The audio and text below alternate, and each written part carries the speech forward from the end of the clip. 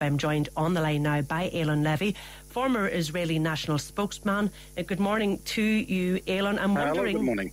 If you view this decision, particularly this move by the UK, as a diplomatic betrayal or more of a political misstep? Well, it's a disastrous decision that has doomed any prospect of a ceasefire in Gaza and will push peace further away. This rewards Hamas for its decision to embark on this disastrous war nearly 2 years ago with the October 7th massacre. Hamas is calling it a victory. Hamas has said that international recognition is a fruit of October 7th.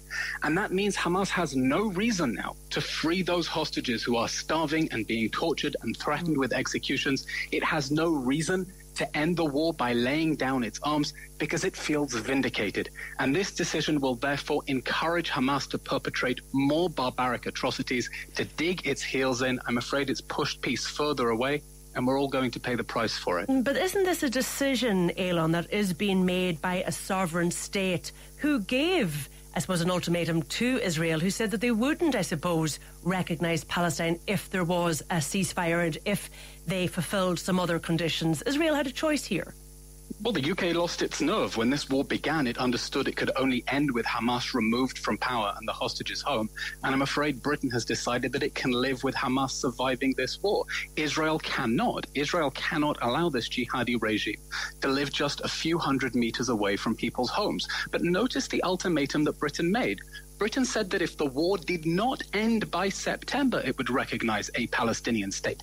And in doing that, it was telling Hamas, if you keep those hostages until September, if you keep starving and torturing them in tunnels under Gaza, we will reward you. This is, they placed conditions not on Hamas, not on the Palestinians, but on the side that is trying to remove the Hamas regime from power so it can never again invade, burn families alive in their homes again. So how is it going to affect your relationship, Eylon, especially with the UK, both economically and politically?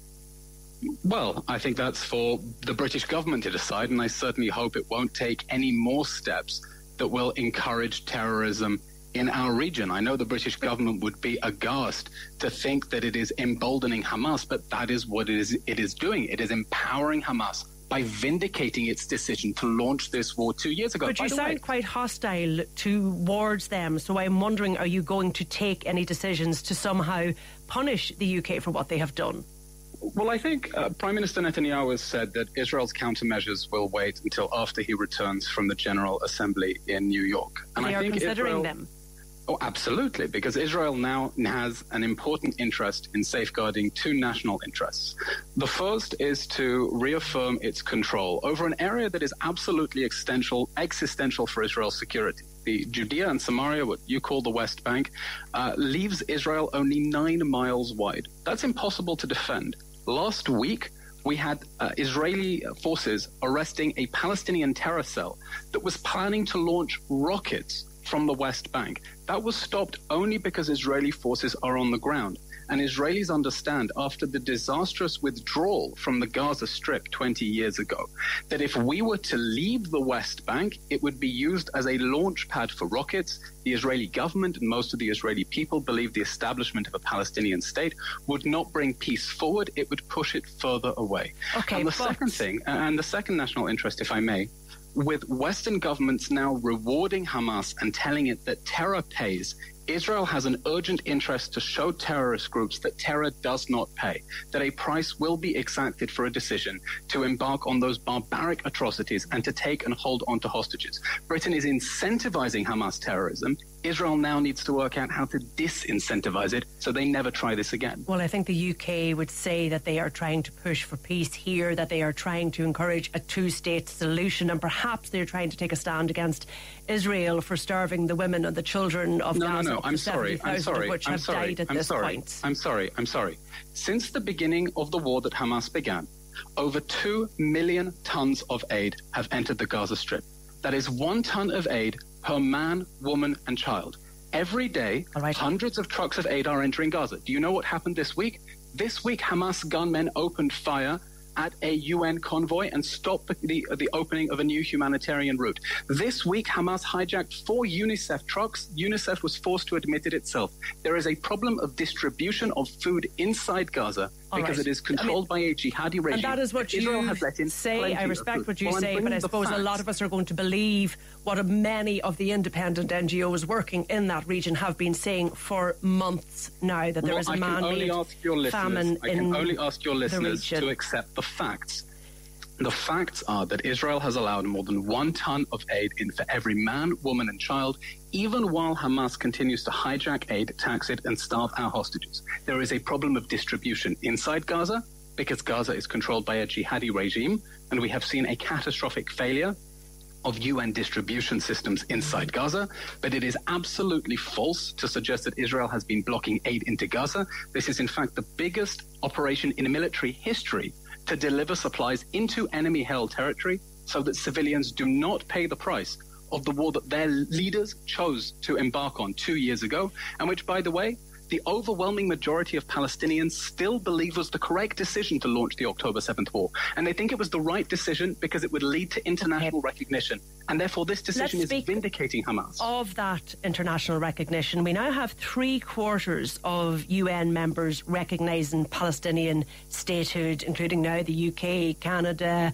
Ireland, of course. Surely within Israel, you're now concerned that so many other UN members are going to follow suit. It is certainly concerning for Israel that so many of its allies, who 2 years ago understood that Hamas must be removed from power, have lost their nerve and have been led astray by misinformation and wish to force Israel to end this war in a way that leaves Hamas in power and leaves hostages in Gaza. So all of these countries are wrong, are they, Eylon? Yes, I think they're fundamentally misguided. I think the only way we are going to have peace is if Hamas is removed from power, if the Gaza Strip is demilitarized, and if there is a thorough process of de-radicalization so that the jihadi ideology that led so many people in Gaza to celebrate that massacre when it happened 2 years ago, that ideology is removed. Here's the 100 organisations, Eylon, have signed a joint letter calling on Israel to stop the weaponization of aid, including Oxfam and Médecins Sans Frontières. International aid organisations say repeatedly that Israel is blocking aid. I'm sorry, the only party that is weaponizing food is the Hamas regime that is starving hostages and filming them emaciated, looking like Auschwitz survivors for the cameras. Israel has allowed more than 2 million tons of food, of aid, into the Gaza Strip. Now, these organizations have an interest in forcing Israel to end the war with Hamas still in power. They are misleading the international community by twisting the facts to try to shield Hamas from the war that it started. But Israel is not going to spare Hamas. So everyone is wrong. All of these countries recognizing Palestine are wrong. All of these internationally recognized aid organizations, they're all wrong, Eylon, but you're not. I don't think they're necessarily mistaken. I think many of them know that they're spreading misinformation, and they're doing it because they're not neutral observers. They're doing it because they have a political agenda.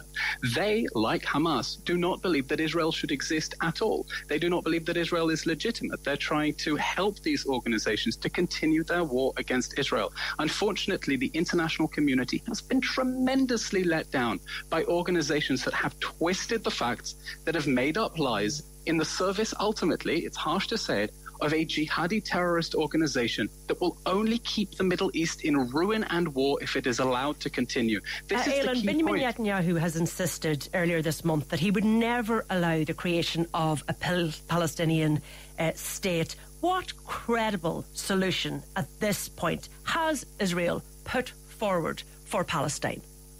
I think peace will come when the Palestinians accept that they want to live next to Israel rather than instead of it. But that is not the case. So not Israel accepting that it will have to live in peace next to Palestine and will have to support a two-state solution? Israel desperately wants peace, but do you want a two-state solution?